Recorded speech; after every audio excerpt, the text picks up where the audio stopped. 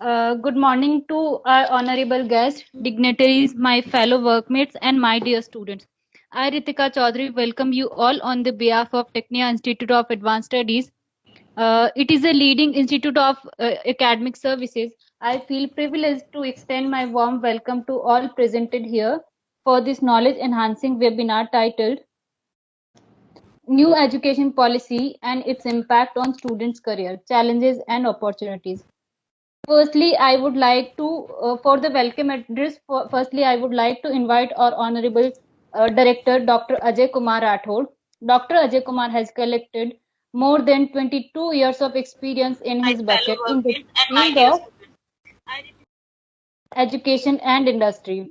Dr. Rathod has conceptualized and conveyed more than 30 national and international conferences and has attended several conferences as a guest of honor. He has provided his guidance to many doctoral students as well. Dr. Rathod has also provided consultancy to industries like LIC of India. He is a member of All India Management Association and the alumni member of Institute of Management Study and Research, MD, University Rohtak. Dr. Rathod persists towards his aim to work innovatively for the betterment of education. So please.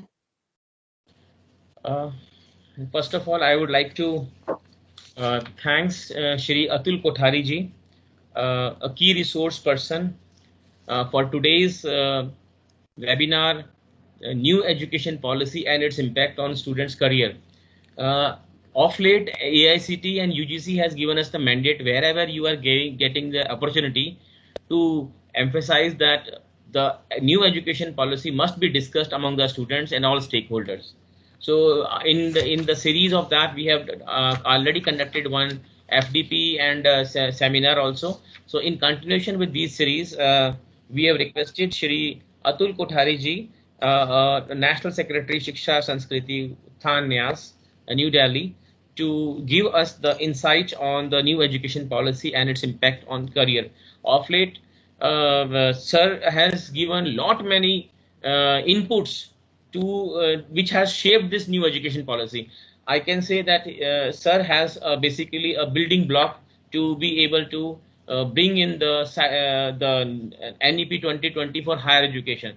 So the new education policy has got various ramifications. It has got for the school level and for the special education level, but we are concerned with the higher education level, recognizing identification, flexibility. There is no hard separation has been there. Multidisciplinary approach he has emphasized.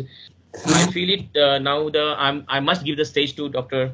Atul Kothari ji, and everybody is anxious to listen to you.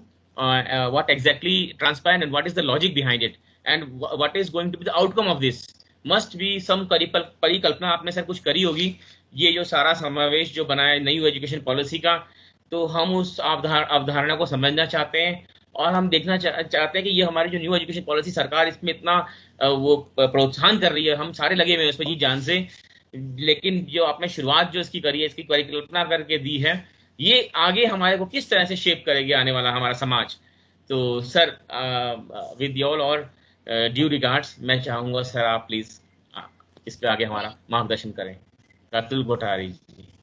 नमस्ते sir, मैं Ritika Chaudhary Tecnia institute के behalf पे आपका स्वागत करना चाहूंगी. मैं उम्मीद ही नहीं, मुझे पूरा विश्वास है कि आपके विचार हमारे इस वेबिनार में की विचारों की श्रृंखला में कुछ नया जरूर ऐड करेंगे. सर के बारे में थोड़ा संक्षिप्त परिचय मैं देना चाहूंगी. सर ने शिक्षा संस्कृति उत्थान न्यास के नई दिल्ली के राष्ट्रीय सचिव के रूप में काम कर रहे हैं. इसके अलावा सर ने शिक्षा के विभिन्न विषयों के विशेषज्ञ के रूप में देश के प्रोमिनेंट विश्वविद्यालयों और शैक्षिक संस्थाओं से भी जुड़े हुए हैं. Sir Himachal Pradesh school board के सदस्य भी हैं और इन्होंने भारतीय भाषा और विश्व धर्म सम्मेलन में अमेरिका में भी इन्होंने रिप्रेजेंट किया है. इसके अलावा इन्होंने हिंदी सचिवालय के स्थापना जो मॉरिशस में हुई थी उसमें ये मुख्य अतिथि के रूप में भी सम्मानित हुए हैं. इसके अलावा सर को अपने शिक्षा और भारतीय भाषाओं के संबंध में विशिष्ट कार्यों के लिए अनेक पुरस्कारों और सम्मानों से भी सम्मानित किया गया है. ये हम लोग बहुत लकी हैं कि हमें सर को आज सुनने का मौका मिल रहा है। तो मैं सभी स्टूडेंट से रिक्वेस्ट करूंगी कि इनके जो इनका जो अनुभव है उनको बहुत अच्छे से सुने और अपनी जीवन में कुछ नया, मुझे पूरा विश्वास है कि ये आपकी जो विचारों की श्रृंखला है शिक्षा और भाषा को लेके, ये उसमें आपको बहुत अच्छे और बहुत नई जानकारी देंगे। तो प्लीज इनको ध्यान से सुनिए। सर प्लीज आप कार्यक्रम को आगे बढ़ाइए, अपने विचारों से हमें अनुग्रहित कीजिए। टेक्निया कॉलेज के director doctor Ajay Kumar, doctor Kailash Gupta ji, Rashmi Gujarati ji, आयोजक श्री मित्र शिवशंकर और इस कार्यक्रम की संचालिका डॉक्टर रितिका, और इस वेबिनार में प्रतिभागिता कर रहे सभी सम्मानीय आचार्य बंधुओं बहनों, प्रिय छात्र बहनों और भाइयों, आप सभी को मेरा नमस्कार। पहले तो मैं आपको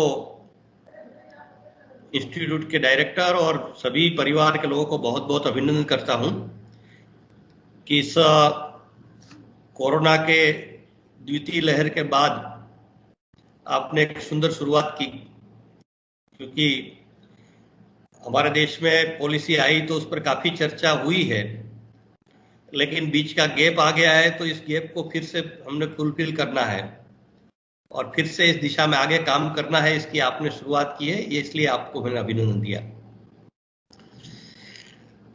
ये थर्ड पॉलिसी है देश की, तीसरी पॉलिसी है। फर्स्ट पॉलिसी 1968 में आई थी, दूसरी पॉलिसी सेकंड पॉलिसी 1986 में आई थी, और ये थर्ड पॉलिसी हमारे सामने प्रस्तुत हुई है।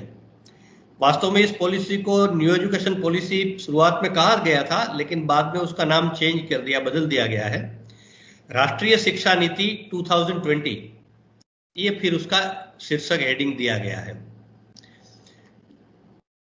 मेरे बारे में कहा गया कि मैं नीति के निर्माण में मेरा योगदान रहा है, तो मैं थोड़ा स्पष्ट करना चाहता हूं कि मैं इस नीति निर्माण की कोई समिति कमेटी का मैं मेंबर नहीं था कभी भी, लेकिन हाँ, जब से ये पॉलिसी 2015 में डिक्लेयर हुई, तब से हमने पॉलिसी में सुझाव सजेशन देने के लिए हमने स्टार्टिंग में ही 35 सेमिनार्स किए थे देश भर में, और आप जैसे 5000 से भी ज्यादा टीचर्स, प्रोफेसर, एकेडेमिया सबको इन्वॉल्व करके हमने सारे सजेशंस तत्कालीन सुब्रमण्यम कमेटी को दिया था।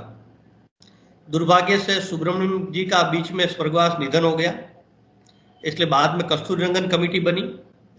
कस्तूररंगन कमेटी ने भी काफी सुझाव दिए, हम लोगों ने दिए, और कस्तूररंगन कमेटी ने पर्सनली हमको मिलने के लिए भी इनवाइट किया था, 2-3 बार मुझे इनवाइट किया था, और काफी डिस्कशन मेरे साथ उनका हुआ था। तो इस प्रकार का हमारा इसमें सम्मिलित समावेश जरूर रहा है, और हमने काफी सजेशन दिया है, और इस पर पॉलिसी में ये सारी बातें आ जाए जो आज आवश्यक है, इस तरह से जरूर हमने प्रयास किया है, और उसका बहुत अच्छा परिणाम भी मिला है कि बहुत सारे चेंजेस इस पॉलिसी में आया है। ये जो पॉलिसी है, इसका जो एम है, उद्देश्य है, ये उसके 9th पेज पर एक 9-10 लाइन का एक पैराग्राफ है, उसमें बहुत सुंदर तरीके से वो लिखा है। मैं उसको ब्रीफ करते हुए 1 लाइन में आपके सामने रखता हूं कि शिक्षा नीति का उद्देश्य ऐसे नागरिकों का निर्माण करना है जो विचार से, बौद्धिकता से और कार्य व्यवहार से भारतीय बने। यानी तीसरा शब्द है, उस पर मैं अंडरलाइन करता हूं, विचार से, बौद्धिकता से। वो तो थोड़ा सरल है बनना, लेकिन कार्य व्यवहार से, यानी हमारे लाइफस्टाइल में ये सारी बातें आनी चाहिए, भारतीयता की बातें लाइफस्टाइल में आनी चाहिए, ये बहुत इंपॉर्टेंट बात है। तो ऐसे नागरिकों का, ऐसे सिटीजन का निर्माण करने का कार्य ये शिक्षा नीति का मूलभूत उद्देश्य है। और ये प्रथम पॉलिसी, फर्स्ट पॉलिसी है देश की जिसमें एक भारत सेंट्रिक पॉलिसी बनी है। तो ये एक इस पॉलिसी का बहुत महत्वपूर्ण एक बात है। दूसरी इंपॉर्टेंट बात है इस पॉलिसी की कि जब 86 की पॉलिसी आई थी तब मंत्रालय का नाम बदलकर मानव संसाधन विकास मंत्रालय कर दिया था, जिसको MHRD हम इंग्लिश में कहते हैं। तब से लेकर आज तक, जब तक पॉलिसी में डिक्लेयर नहीं हुआ, तब तक हम जैसे बहुत लोग डिमांड करते आए थे कि मंत्रालय का नाम MHRD मानव संसाधन विकास मंत्रालय नहीं होना चाहिए, शिक्षा मंत्रालय होना चाहिए। और इस बात का इसमें भलीभांति स्वीकार किया गया और ये बात इंप्लीमेंट भी हो गई। सबसे पहली डिसीजन कोई हुआ है इंप्लीमेंटेशन का पॉलिसी का नेशनल लेवल पर, तो ये पहला डिसीजन ये था कि हमारे महामहिम राष्ट्रपति जी ने उस पर हस्ताक्षर, सिग्नेचर भी कर दिए और अभी मानव संसाधन विकास मंत्रालय का नाम शिक्षा मंत्रालय हो गया है। तीसरी महत्वपूर्ण बात है इस पॉलिसी की कि ये पॉलिसी में comprehensive, holistic and integrated approach है, यानी समग्र, सर्वांगीण और एकात्म दृष्टि है। यही भारतीय दृष्टि, भारतीय अप्रोच है एजुकेशन का। और पूरी पॉलिसी में सभी स्तर पर आपको दिखने को मिलेगा। जैसे इस पॉलिसी में बालक के जन्म से लेकर रिसर्च तक का विचार किया गया है। सभी वर्गों के छात्रों के उत्थान की बात कही गई है। सिलेबस, करिकुलम में जो चेंजेस की बात कही गई है उसमें भी होलिस्टिक अप्रोच है। स्ट्रक्चरल चेंजेस जो बात की गई है उसमें भी कॉम्प्रिहेंसिव अप्रोच है। इस पॉलिसी में अनेक स्थान पर स्थानीयता, यानी हमारे जो प्रधानमंत्री जी ने एक हमको आह्वान किया था, लोकल को वोकल बनाओ, तो इस बात को इस पॉलिसी में भी इनकलकेट किया गया है। तो इस पॉलिसी में स्थानीयता, राज्य, राष्ट्र, अंतर्राष्ट्रीयता और प्रकृति, पर्यावरण तक की बातों का समन्वय किया गया है। पेडागोजी लेवल पर भी जो चेंजेस है इसमें भी एक होलिस्टिक अप्रोच की बात कही गई है और इवोल्यूशन में भी इसी बात को दोहराया गया है। तो इस प्रकार के ये जो मूल आधारभूत बात इस पॉलिसी की है, ये मैंने आपके सामने रखने का प्रयास किया है। इस पॉलिसी में स्कूल लेवल पर भी बहुत सारे चेंजेस है, लेकिन यहाँ सब हायर लेवल के लोग हैं, इसलिए मैं इसकी बात नहीं करना चाहता हूं। सीधे हायर लेवल की बात पर ही हम आ जाएंगे। इसमें जो अभी हमारा हायर एजुकेशन का स्ट्रक्चर है, इसमें भी चेंजेस की बात कही गई है। एक प्रकार से जो एक आधारभूत बात में मेरी बात छूट गई कि ये स्टूडेंट सेंट्रिक पॉलिसी है, छात्र केंद्रित नीति है। ये इसका आगे मैं सारा उल्लेख करूंगा, आपको स्वाभाविक ध्यान में आ जाएगा विषय। तो अभी हमारे जो 3 साल का डिग्री कोर्स है, तो उसमें मान लो कि 1 ईयर के बाद कोई स्टूडेंट्स छोड़ देता है पढ़ाई, तो उसका सारा 1 वर्ष किया, 2 वर्ष किया, तो वो उसका कोई उपयोग नहीं होता है। लेकिन इस पॉलिसी में ये कहा है कि मान लो 1 ईयर के बाद कोई स्टूडेंट्स पढ़ाई बंद कर देता है तो उनको 1 साल का भी सर्टिफिकेट दिया जाएगा। कोई 2 साल के बाद छोड़ देगा तो उनको डिप्लोमा का सर्टिफिकेट दिया जाएगा और 3 साल के बाद उसको डिग्री सर्टिफिकेट दिया जाएगा। लेकिन जो आगे रेगुलर स्टडी और आगे करना चाहते हैं तो उनके लिए 4 इयर्स डिग्री कोर्स होगा, जिसको आजकल दिल्ली यूनिवर्सिटी में ऑनर्स कहते हैं। और 4 इयर्स का जो कोर्स करेंगे उसके लिए, रिसर्च के लिए फिर पीजी करने की जरूरत नहीं रहेगी। वो रिसर्च डायरेक्टली ऑनर्स के बाद कर सकते हैं। तो स्टूडेंट्स का, छात्रों का 1 साल की बचत हो जाएगी इसमें, क्योंकि नहीं तो 3 इयर्स का यूजी कोर्स, 2 इयर्स का पीजी और बाद में फिर हम रिसर्च की ओर जाते हैं। तो ये 4 साल के बाद बच्चे सीधे पीएचडी रिसर्च कर सकेंगे। ये भी प्रावधान इसमें किया गया है। जिसको पीजी करना है तो 4 इयर्स के बाद पीजी करना है तो 1 इयर्स कोर्स होगा, और 3 इयर्स के बाद पीजी करना है तो 2 इयर्स का पीजी होगा, जैसे अभी है ऐसा। तो इस प्रकार की काफी स्टूडेंट को ऑटोनॉमी सुविधा दी गई है इसमें। तो ये एक बात जो मल्टीपल एग्जिट और एंट्री की बात है, मैंने शुरू में आपको बताया कि बच्चा कभी भी बीच में से छोड़ देगा पढ़ाई, कारण कुछ भी हो, रीजन कुछ भी हो, लेकिन री एंट्री फिर करेगा तो उनको सेकंड ईयर से फर्स्ट ईयर छोड़ दिया है तो सेकंड ईयर से उसको कंटिन्यू हो जाएगा। तो ये छात्रों के लिए एक बहुत बड़ी अच्छी सुविधा इसमें दी गई है। दूसरी बात एक एबीसी की बात है, एकेडमिक बैंक ऑफ क्रेडिट। ये एक नया अप्रोच इस नीति में लाया गया है। तो बच्चे को अलग अलग कोर्स के लिए क्रेडिट मिलेगा और वो छात्र किसी भी यूनिवर्सिटी से कर सकता है। मान लो दिल्ली यूनिवर्सिटी का कोई छात्र स्टडी कर रहा है, लेकिन कोई एक सब्जेक्ट का कोर्स है वो हैदराबाद यूनिवर्सिटी से करना चाहता है तो वो कर सकेगा और उनका जो क्रेडिट मिलेगा वो इनके बैंक में प्लस हो जाएगा। तो इस प्रकार अलग अलग यूनिवर्सिटी के अच्छे कोर्सेज करने का भी बच्चों को अवसर मिलेगा। और मान लो यूजी पर टोटलिटी में 132 क्रेडिट से उनको यूजी की डिग्री मिलती है एग्जाम्पल के लिए, तो 132 क्रेडिट हो जाएगा तो उनके एक डिग्री मिल जाएगी, उसी बेस जो उनका जिस यूनिवर्सिटी में होगा वहां डिग्री मिल जाएगी उनको। तो अलग अलग यूनिवर्सिटी से कोर्सेज करने का उनको भी इसमें एक अच्छा अवसर बच्चों को मिला है। तो ये भी एक बहुत बड़ी बात इस नीति में कही गई है। डिस्टेंस एजुकेशन, ऑनलाइन एजुकेशन को भी प्रमोट करने की बात इस पॉलिसी में काफी कही गई है। और जो अभी हमारे यहाँ सारे एफिलेटेड कॉलेज की जो सिस्टम है, वो एफिलेटेड कॉलेज की system slowly with in 15 years पूरे देश से बंद करने की बात कही गई है, क्योंकि ये जो एफिलेटेड सिस्टम है शायद दुनिया में बहुत कहीं नहीं है अभी। तो इस तरह से ये एफिलेटेड सिस्टम जो है, तो फिर विकल्प क्या होगा? तो विकल्प ये होगा कि हर डिस्ट्रिक्ट लेवल पर जो एक बड़ा संस्थान होगा, एग्जाम्पल के लिए आपका भी एक बड़ा संस्थान है, तो ऐसे बड़े संस्थान जहां मिनिमम 3000 स्टूडेंट्स होंगे और उसका क्वालिटी भी इस प्रकार का होगा, तो उनको डिग्री देने का अधिकार मिलेगा और उस डिस्ट्रिक्ट के सारे इंस्टीट्यूशन को डिग्री दे सकेंगे। तो इस प्रकार की एक प्रकार से हर डिस्ट्रिक्ट लेवल पर ऐसी एक सिस्टम एडॉप्ट की जाएगी।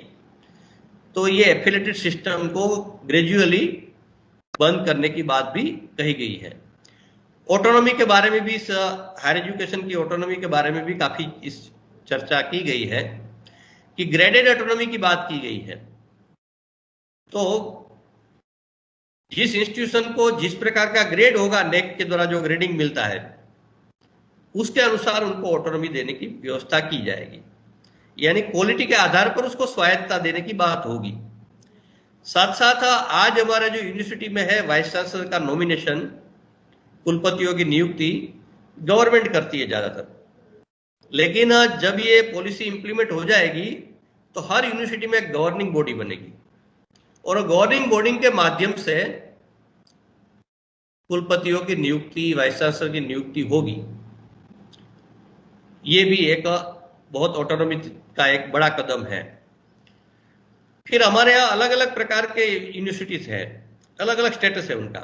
डीम्ड यूनिवर्सिटी है, प्राइवेट यूनिवर्सिटी है, गवर्नमेंट यूनिवर्सिटी है, सेंटर है, स्टेट है, बहुत सारा ऐसा है। तो वो सभी यूनिवर्सिटी का कॉमन स्टेटस पर लाने की बात कही गई है।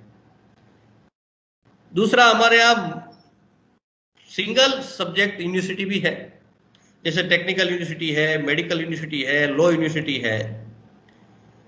तो उनको समाप्त करके एक मल्टीडिसिप्लिनरी अप्रोच लाने की बात इसमें कही गई है। हमारे यहाँ जैसे एग्जाम्पल के लिए इंजीनियरिंग, मेडिकल, तो उसमें इंजीनियरिंग मेडिकल के अलावा और कुछ पढ़ाई नहीं होती है, शायद दुनिया में कहीं ऐसा नहीं है। तो इंजीनियरिंग मेडिकल में भी अलग सब्जेक्ट, दूसरे सब्जेक्ट पढ़ने का भी बच्चों को अवसर होना चाहिए। तो इस तरह से सभी हायर एजुकेशन के इंस्टीट्यूशन में मल्टीडिसिप्लिनरी सिस्टम लाने की बात इसमें कही गई है। यानी इसलिए अर्थ का ये नहीं कि इंजीनियरिंग के लोग इंजीनियरिंग नहीं पढ़ेंगे, इनका एम्फेसिस तो इंजीनियरिंग ही होगा, लेकिन एग्जाम्पल के लिए आपको 7 सब्जेक्ट है तो 5 सब्जेक्ट आपके इंजीनियरिंग के रहेंगे, 2 सब्जेक्ट आपको अदर सब्जेक्ट होंगे जो आपके लिए विकल्प होगा। आप साइकोलॉजी भी रख सकते हैं, आप फिलोसॉफी भी रख सकते हैं, आप मैनेजमेंट भी रख सकते हैं। तो इस प्रकार का एक आपको बहुत सारे विकल्प आपको उपलब्ध होंगे इससे। तो छात्रों को एक ये नया अवसर मिलेगा इसके लिए भी। तो ये भी एक मल्टीडिसिप्लिनरी अप्रोच की जो पूरी पॉलिसी में बात कही गई है, ये इसमें इस पॉलिसी में बात कही गई है। दूसरी बात है कि हमारे यहाँ हायर एजुकेशन के भी बहुत सारे संस्थान है केंद्र सरकार, केंद्रीय स्तर पर यूजीसी है, एआईसीटी है, एनसीटी है। तो ये सबको मर्ज करके एक हायर एजुकेशन कमीशन बनाने की बात कही गई है। भारतीय उच्च शिक्षा आयोग के गठन की बात एक कही गई है इसमें, कि सारे इस संस्थान मर्ज हो जाएंगे और एक संस्थान बड़ा बनेगा जिससे सारा हायर एजुकेशन का रेगुलेशन होगा देश भर में। तो ये भी एक बात इसमें कही गई है। हम सब जानते हैं कि रिसर्च में कितनी हमारी स्थिति पुअर है भारत की, इसलिए रिसर्च को प्रमोट करने के लिए एक राष्ट्रीय शोध प्रतिष्ठान एनआरएफ, नेशनल रिसर्च फाउंडेशन की स्थापना करने की बात भी कही गई है। और इस बजट में 20,000 करोड़ का इनके बजट भी इस संस्थान के लिए दिया गया है, जिससे हमारा रिसर्च को प्रमोट अच्छी तरह किया जा सके। अभी जो हमारा हायर एजुकेशन में एनरोलमेंट है, जीआर जिसको कहते हैं हम, 27% है। तो इसको 50% तक ले जाने की बात भी इस पॉलिसी में कही है। दूसरी बात, एक भाषा की दृष्टि से जो सबसे महत्वपूर्ण बात है कि अभी हमारे बहुत सारे संस्थान सिर्फ इंग्लिश मीडियम में ही चल रहे हैं।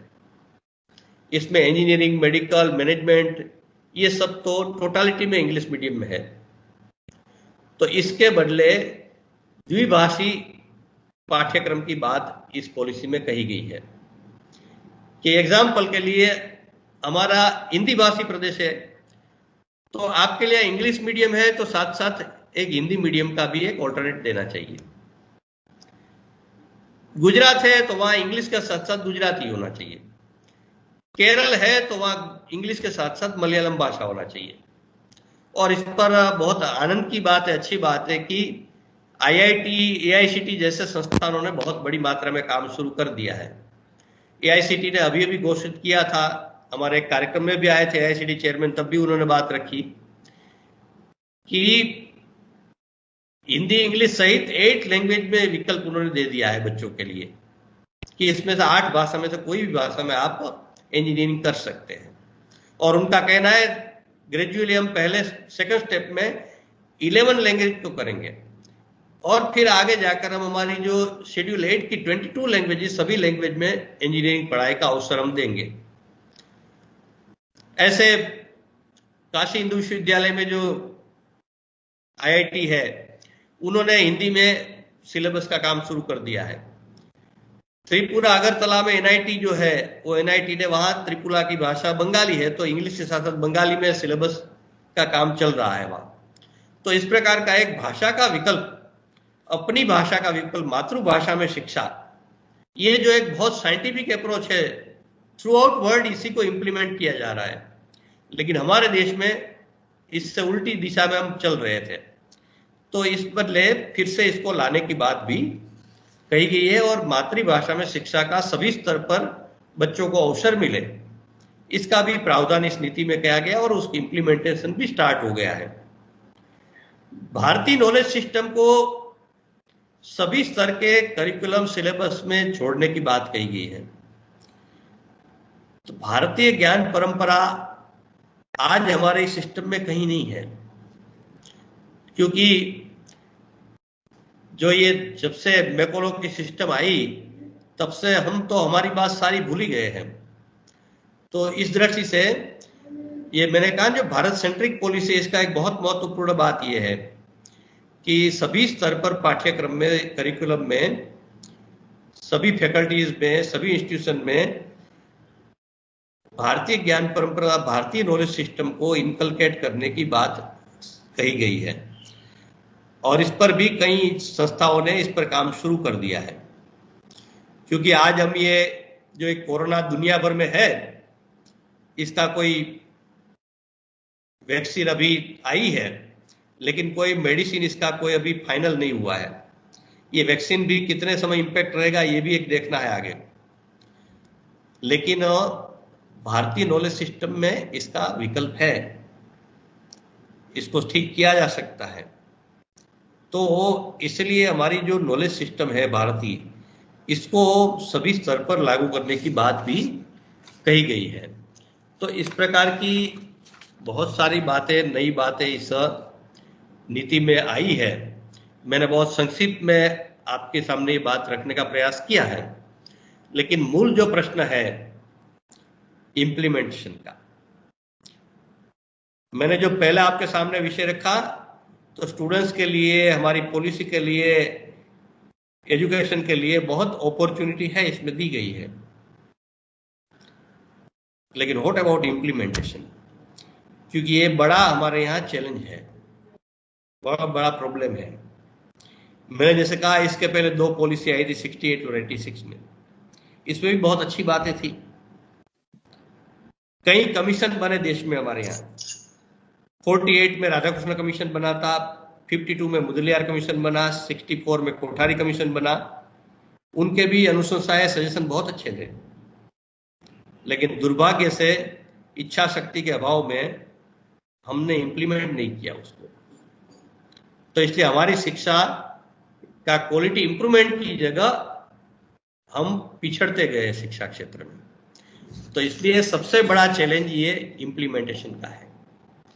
लेकिन अच्छी बात ये इस बार कि काफी सेंट्रल गवर्नमेंट बहुत सीरियस है इस विषय में, क्योंकि पहली बार ऐसा हुआ कि पॉलिसी पर प्रधानमंत्री इंटरेस्ट ले रहे हैं।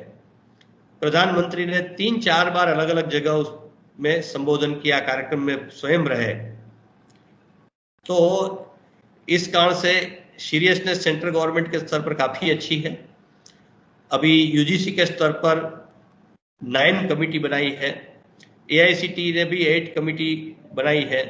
ऐसे सभी जो संस्थान है केंद्र सरकार के शिक्षा के, वहां सब जगह इसका इम्प्लीमेंटेशन का काम शुरू हो गया है, तैयारी, प्रिपरेशन शुरू हो गई है। स्टेट में भी अधिकतर स्टेट गवर्नमेंट ने टास्क फोर्स बनाया है अपने अपने लेवल पर। और मुझे आनंद इस बात का है कि बहुत सारे इंस्टीट्यूशन, यूनिवर्सिटी ने भी अपने अपने टास्क फोर्स बनाए हैं। मेरा लगभग 200 से ज्यादा इंस्टीट्यूशन में हमारा रेगुलरली कांटेक्ट और वर्किंग है हमारा। तो सभी यूनिवर्सिटी इंस्टीट्यूशन में इस प्रकार के उन्होंने टास्क फोर्स बनाया और इम्प्लीमेंटेशन का काम, प्रिपरेशन बहुत अच्छी तरह से प्रारंभ हो गया है। तो ये एक अच्छी शुरुआत हुई है। तो मैं आपसे भी निवेदन करूंगा, मुझे मालूम नहीं है, जानकारी नहीं है कि आपने टास्क फोर्स बनाया है कि नहीं, लेकिन बनाया है तो बहुत अच्छा है। नहीं तो इमीडिएट एक टास्क फोर्स अपने इंस्टीट्यूशन के लिए भी एक बनाना चाहिए, और वो टास्क फोर्स भी सारा इम्प्लीमेंटेशन का एक पूरा प्लान तैयार करे। दूसरी बात है कि जब सक्सेसफुली इंप्लीमेंट करना है तो फर्स्ट स्टेप वो है जो हमारे यहाँ बहुत बड़ा प्रॉब्लम है कि पॉलिसी का स्टडी करना चाहिए। अब ये हम ऑनलाइन है इसलिए मैं किसी को क्वेश्चन करो और आप रिप्लाई करें, ऐसा संभव नहीं है एकदम 1 to 1। लेकिन आपको मैं विचार के लिए पूछ रहा हूं कि क्या हमने पॉलिसी का पूरा स्टडी किया है क्या? जब तक हम स्टडी नहीं करेंगे तब तक इंप्लीमेंटेशन का तो प्रश्न ही नहीं आएगा। अब जो आपने इतना क्रांतिकारी परिवर्तन दिया है, इसका मतलब ये लग रहा है कि आने वाला एक तरह से लिबरलाइजेशन पॉलिसी आपने दे दी है एजुकेशन सिस्टम के अंदर, और आने वाले टाइम में इसके मतलब दूरगामी परिणाम बहुत अच्छे निकलने वाले हैं। और खास तौर से लॉर्ड मैकॉले की जो हमने एजुकेशन पॉलिसी की ब्रिटिश सरकार की जो चला रहे थे अब तक, उससे एक बिल्कुल एक 360 डिग्री यू टर्न लिया है हमने, हमारे एजुकेशन सिस्टम ने। हर स्टेट की सिचुएशन अलग अलग है, हर यूनिवर्सिटी की सिचुएशन अलग अलग है। तो इसलिए टाइम पीरियड दिया है कि एफिलिएशन सिस्टम के लिए 15 ईयर्स दिया है। मल्टीडिसिप्लिनरी अप्रोच की यूनिवर्सिटी को ट्रांसफर करने के लिए 2030 का, इसलिए 10 ईयर्स का समय दिया है। तो इस प्रकार का टाइम पीरियड भी दिया है फ्लेक्सिबिलिटी भी है इसमें, इसलिए क्योंकि जो सिस्टम बहुत वर्षों से चल रहा है, पिछले 150 ईयर से मिनिमम, उसको एकदम यू टर्न करना इतना इजी नहीं है। तो इसलिए, और दूसरा क्या है कि ऑल्टरनेट भी बहुत दिए हैं। जैसे बीएड है, तो बीएड 4 इयर्स का डिग्री कोर्स कंपलसरी करेंगे, इंटीग्रेटेड कोर्स। तो वो कॉलेज लेवल पर 4 ईयर का इंटीग्रेटेड कोर्स होगा, लेकिन वो 2030 तक टाइम पीरियड दिया है। लेकिन फिर भी यूनिवर्सिटी लेवल पर 1 ईयर 2 ईयर का बीएड का भी सिस्टम रहेगा, वो सिर्फ यूनिवर्सिटी में ही रहेगा।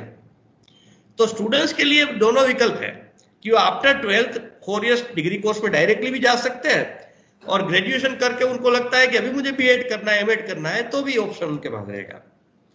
तो इस प्रकार स्टूडेंट्स के लिए काफी विकल्प दिए गए हैं, इसमें ऑप्शन दिए गए हैं। तो इसलिए सारा एक फ्लेक्सिबिलिटी भी है और साथ साथ आगे बढ़ने की बात भी है। तो दोनों बातें इसमें कही गई है। तो इसलिए जो बातें डायरेक्टली हम कर सकते हैं उसको हम इमीडिएट स्टार्ट करें। जैसे मैं एक एडिशनल बात कहता हूं रिसर्च के बारे में।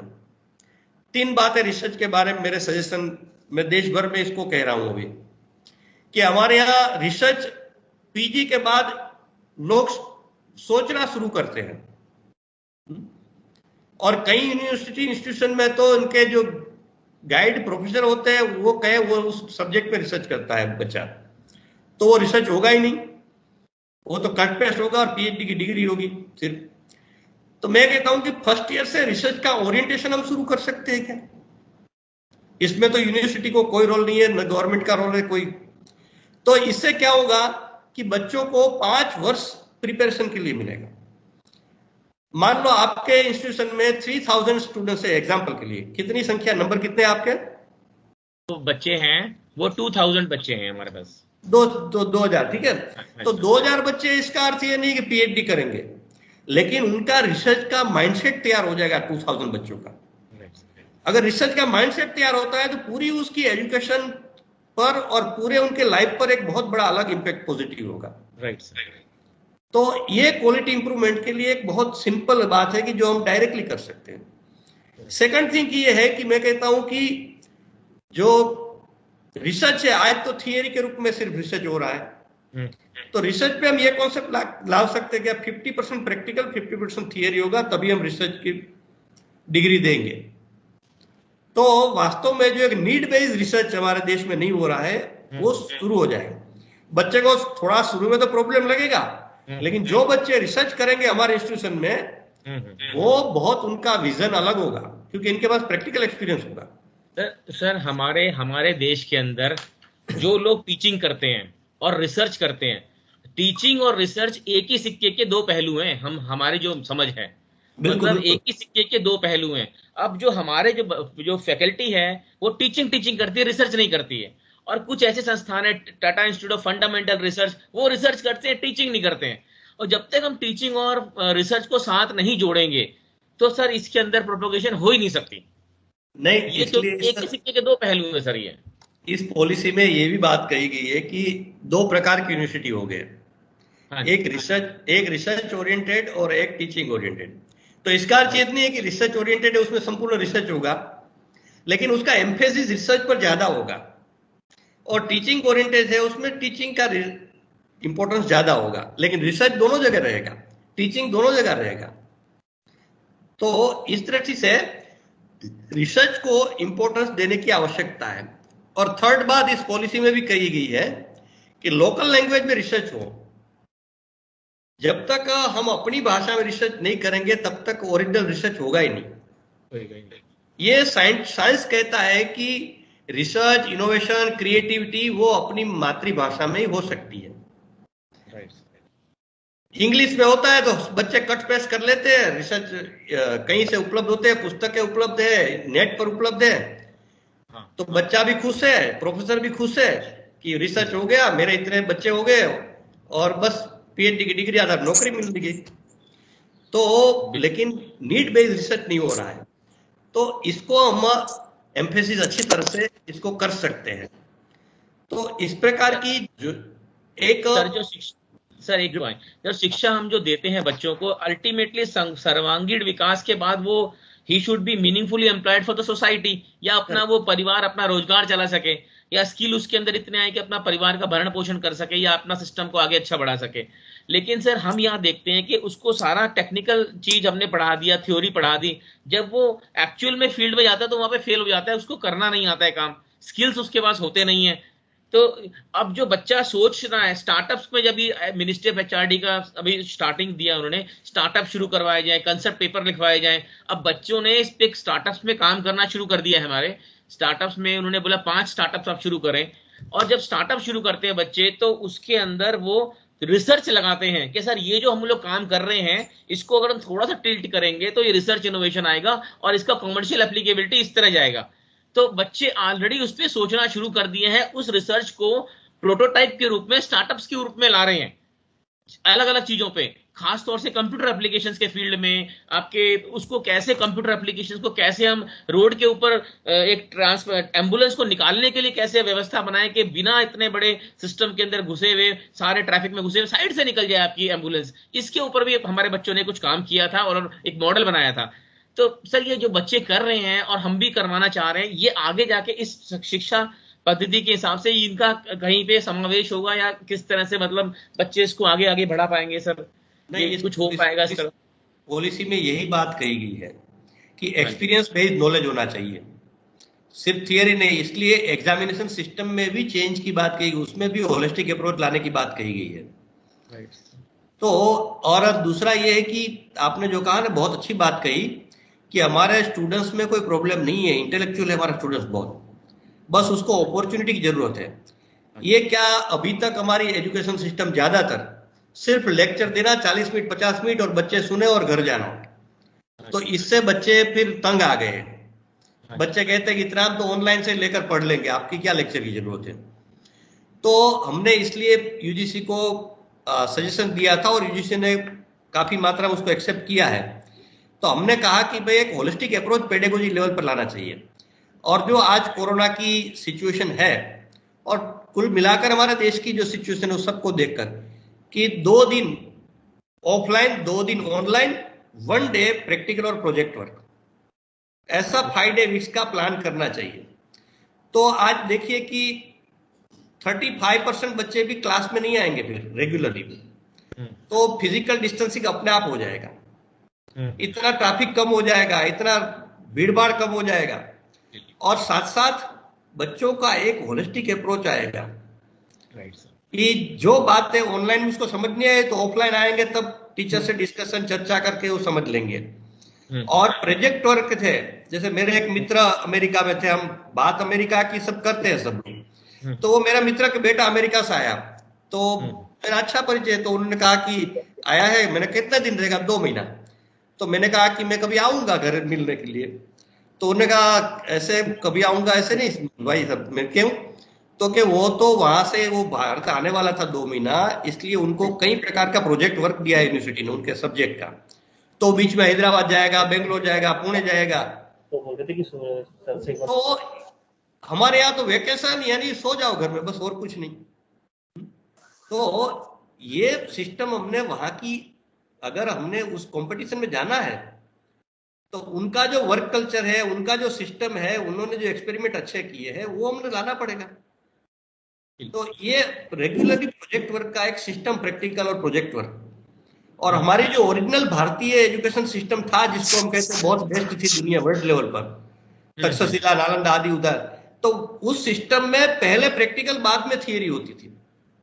कोई भी एक्सपेरिमेंट करे आप, पहले प्रैक्टिकल बच्चों को सिखाए, फिर थियरी बहुत इजी हो जाती है समझना। तो ये अप्रोच फिर से हमने लाना पड़ेगा, तो फिर चेंजेस आते जाएंगे स्लोली।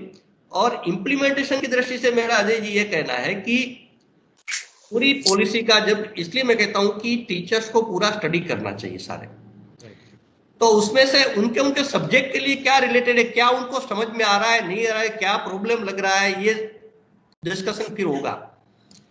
और इसमें से जो एजुकेशन का तरीका यही है कि पहले इजी से स्टार्ट करो, जो इजी है इम्प्लीमेंट के लिए भी जो सरल है, सरल से शुरू करो, कठिन बाद में लास्ट में करो। तो फिर कोई भी है कि मुझे यहां से मान लो जयपुर जाना है, तो जयपुर मुझे दिखाई नहीं देता है, लेकिन जैसे जैसे आगे बढ़ता जाता हूं वैसे धीरे धीरे विजन क्लियर होता जाता है। तो ऐसे हम रास्ते पर प्रारंभ करेंगे चलना तो धीरे धीरे विजन क्लियर होता जाएगा धीरे धीरे। और जो स्टेट गवर्नमेंट या यूनिवर्सिटी लेवल पर या कोई डिसीजन पेंडिंग है तो वो भी होगा जाएगा तब तक। सर एक इसमें ना सर फाइनेंशियल्स के ऊपर, जैसे हमारे बैंक हैं और जो फाइनेंशियल आर्म्स है ना, वो इसके ऊपर अभी तक सेंसिटाइज नहीं है। अगर हम एंजल इन्वेस्टर की बात करें, या मैंने प्रोटोटाइप बनाया, उनको बोला कि हम ये स्टार्टअप करके इसको कमर्शियल एप्लीकेशंस में लेके जाएं या बच्चा अपना एक नया सिस्टम शुरू करे, तो बैंक लोग फाइनेंशियल सिस्टम सपोर्ट नहीं कर रहा है उनको। हमारा जो इंक्यूबेटर सिस्टम है, जो इंक्यूबेटर की हम बात करते हैं, वो भी जल्दी से मुहैया नहीं हो पाता है। और बच्चों में मैं देखा है बहुत अच्छा टैलेंट है, हमारे बीसीए के बच्चों में बहुत अच्छा टैलेंट है और बहुत लेवल पर उन्होंने काम किया है। तो कई बार ऐसा लगता है कि वो अगर वो फाइनेंशियल आर्म उनको सपोर्ट नहीं करेगा, मेरे को इसमें सर फाइनेंशियल आर्म का कोई पॉइंट नजर नहीं आया जहां पे हम ये कह सकें कि भाई ये बच्चों को जो स्टार्टअप में हेल्प कर दे। लिखा एचआरडी ने, मिनिस्ट्री ऑफ एचआरडी ने जरूर है, एआईसीटी भी बोल रहा है, लेकिन एंजल इन्वेस्टर और उसके ऊपर इन्वेस्टमेंट जो होना चाहिए स्टार्टअप में, वो पॉइंट अभी सर मिसिंग लग रहा है मेरे को इसमें। हमारा बैंक सिस्टम उसको अभी सर हैंडल नहीं कर रहा है। वो एक अलग विषय होगा, फाइनेंस का तो इस पॉलिसी में विषय नहीं, और मेरा भी फाइनेंस विषय नहीं। हाँ सर, आप मैं जब मैं इसको क्रियान्वित करने उतरा, तो मेरे बच्चों के लिए यहाँ पे मतलब ये रोड ब्लॉक आया, एसबीआई में गया, एसबीआई के मैनेजर को भी बताया मैंने, वो माना ही नहीं सर। इंडस्ट्रीज और इंस्टीट्यूशन का इंटरेक्शन बढ़ाना चाहिए, बिल्कुल। तो बहुत सारे इंडस्ट्रीज भी फाइनेंस कर सकता है। हाँ जी। और आपका एल्यूमिनिया एसोसिएशन होगा, वो भी आपको काफी हेल्प कर सकता है। तो ये दो रास्ते। डॉक्टर आशुतोष वाजपेयी जी कुछ पूछना चाह रहे हैं, उनका हैंड रेज हो रहा है, अगर मेरी उन तक आवाज पहुंच रही है तो अजय जी एक बार हम उनका प्रश्न ले सकते हैं। एमबीए डिपार्टमेंट के सर हेड हैं और डीन हैं, और अतुल कोठारी जी ने जो हमारी जो न्यू एजुकेशन पॉलिसी है इसके ऊपर मतलब काफी इनपुट देके सरकार के साथ समावेश करके इस चीज का मतलब ये सामने प्रारूप हमारे सामने आया है, सर के अथक प्रयासों का परिणाम है इस चीज का। तो मैं इनसे सर से यही जानने की कोशिश कर रहा था, इसके पीछे सर की परिकल्पना क्या है। परिकल्पना बहुत अच्छी है और हम उसको उतारने भी लग गए हैं, जिस तरह से हमें सिस्टम बोला जा रहा है। अब ये 2030 तक का एक एजेंडा प्रोग्राम हमने लिया है और बच्चे करने भी शुरू कर दिए हैं इसके ऊपर काम। आशुतोष जी कुछ कहना चाहेंगे आप? हाँ, जरा मेरा कुछ शेयरिंग किया आपके साथ में, पहले तो थैंक यू, प्रणाम सर, प्रणाम। And I was very excited, मैं सुबह से बहुत ही एक्साइटेड था कि आपके साथ इंटरेक्शन होगा इसमें न्यू एजुकेशन पॉलिसी में। शुरुआत से सुन रहा था, बहुत चीजें इंसाइट मिली इसमें। आपने जो शुरुआत में बात कही कि यदि इम्प्लीमेंटेशन की बात कर रहे हैं तो पहले हमको इसको सही से समझना है, मुझको पहले हमने इसकी प्रॉपर स्टडी करी या नहीं करी है। That is the very good point, बहुत बढ़िया बात कही आपने।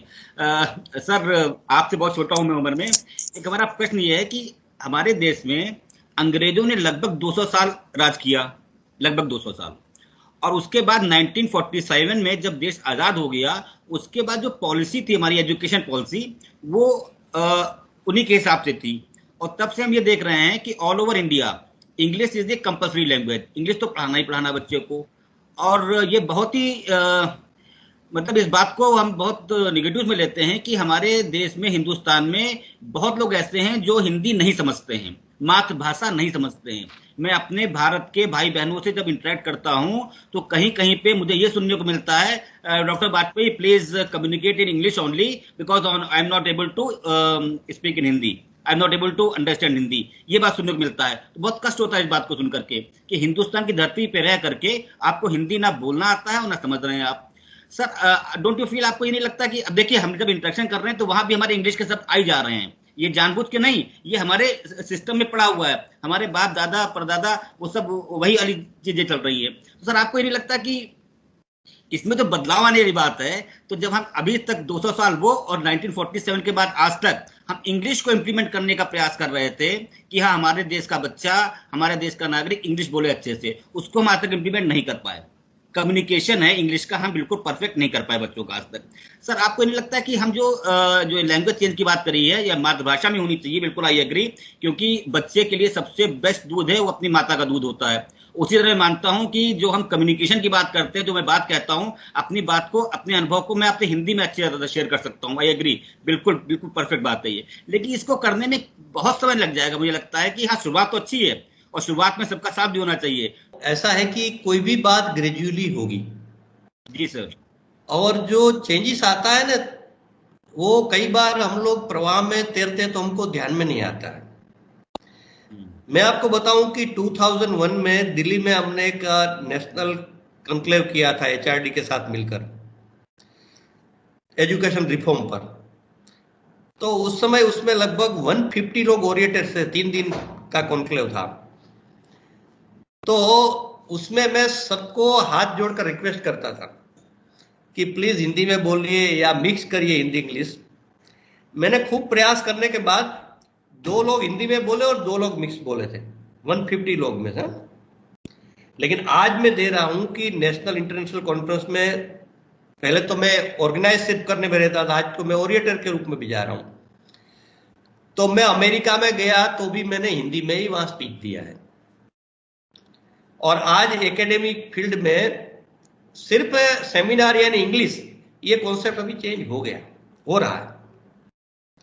तो पहले आप मंत्रालय में कहीं भी जाएंगे दिल्ली में तो आप इंग्लिश बोलेंगे तभी आपको सुनते थे लोग। आज बातें बदल गई है। तो ये बदलाव प्रारंभ हुआ है।